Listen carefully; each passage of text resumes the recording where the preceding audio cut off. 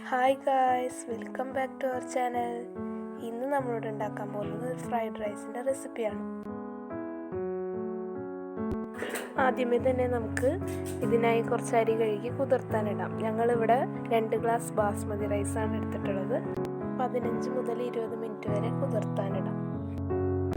20 മിനിറ്റിന് ശേഷം നമുക്കിത് വേവിച്ചെടുക്കാം.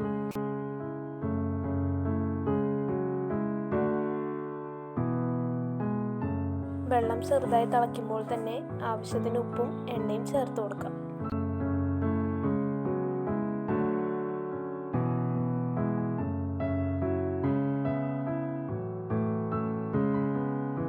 വെള്ളം നന്നായി തിളച്ചതിന് ശേഷം അരി ചേർത്ത് കൊടുക്കാം.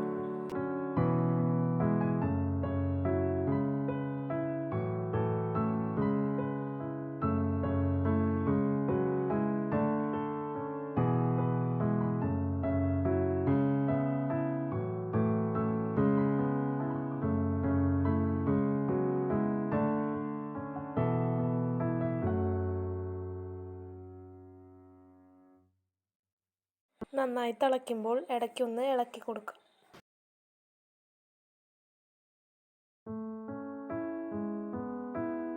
വെന്തതിന് ശേഷം ഇത് ഊറ്റിയെടുക്കാം.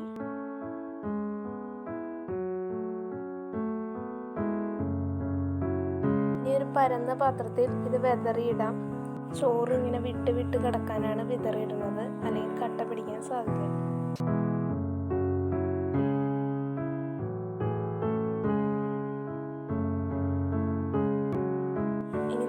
കുറച്ച് പച്ചക്കറികൾ വേണം. ഞങ്ങളിവിടെ കുറച്ച് ക്യാബേജ് എടുത്തിട്ടുണ്ട്, പിന്നെ കുറച്ച് ക്യാപ്സിക്കം, കുറച്ച് ക്യാരറ്റ്,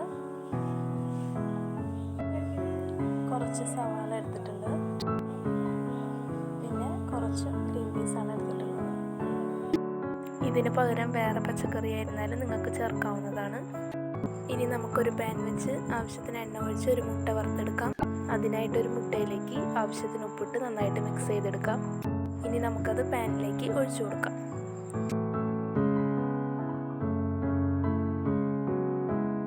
കുറച്ച് കുരുമുളക് പൊടി ഇട്ട് കൊടുക്കാം. ഇനി ഇത് നന്നായിട്ടൊന്ന് ചിക്കി വറുത്തെടുക്കാം.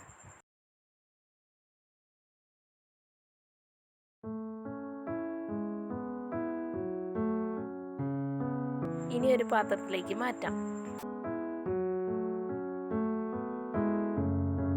ഇനി അതേ പാത്രത്തിലേക്ക് കുറച്ച് എണ്ണ ഒഴിച്ച് പച്ചക്കറികളെല്ലാം വഴറ്റിയെടുക്കാം.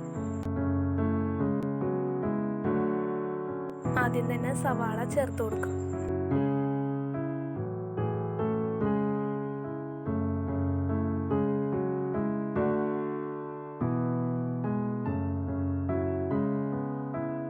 കുറച്ച് ഉപ്പും കൂടി ചേർത്ത് വഴറ്റാം.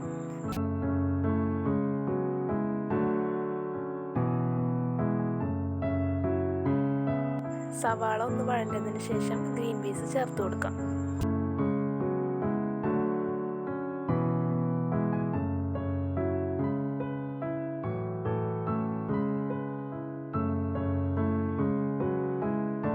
ഇനി ക്യാരറ്റ് ചേർത്ത് കൊടുക്കാം.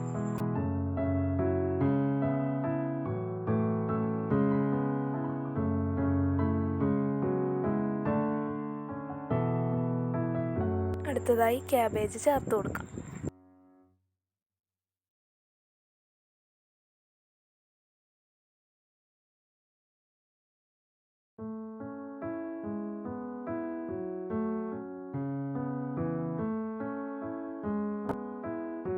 ഇനി ക്യാപ്സിക്കം ചേർത്ത് കൊടുക്കാം.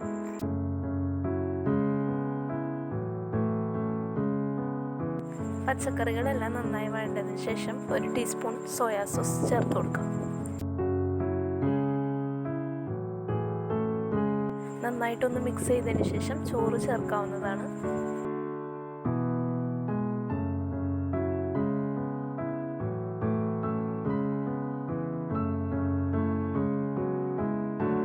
രണ്ട് തവണയായിട്ടാണ് ഇവിടെ ചേർക്കുന്നത്.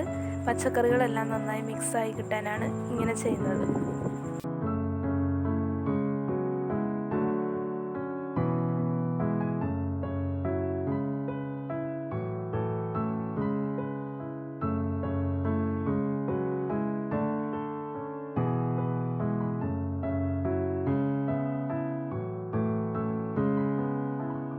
അവസാനമായി കുരുമുളക് പൊടി തൂവി കൊടുക്കാം. നിങ്ങളുടെ എരിവിനനുസരിച്ച് ചേർക്കാവുന്നതാണ്.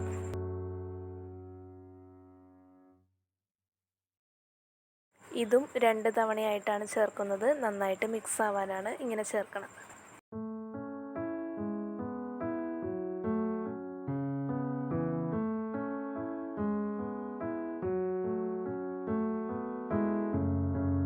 ഇനി നമുക്ക് വറുത്ത് മാറ്റി വെച്ച മുട്ട ചേർക്കാവുന്നതാണ്.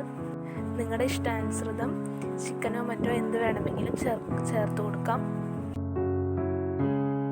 ഇനി പച്ചക്കറി മാത്രമാണെങ്കിൽ അങ്ങനെയും കഴിക്കാവുന്നതാണ്.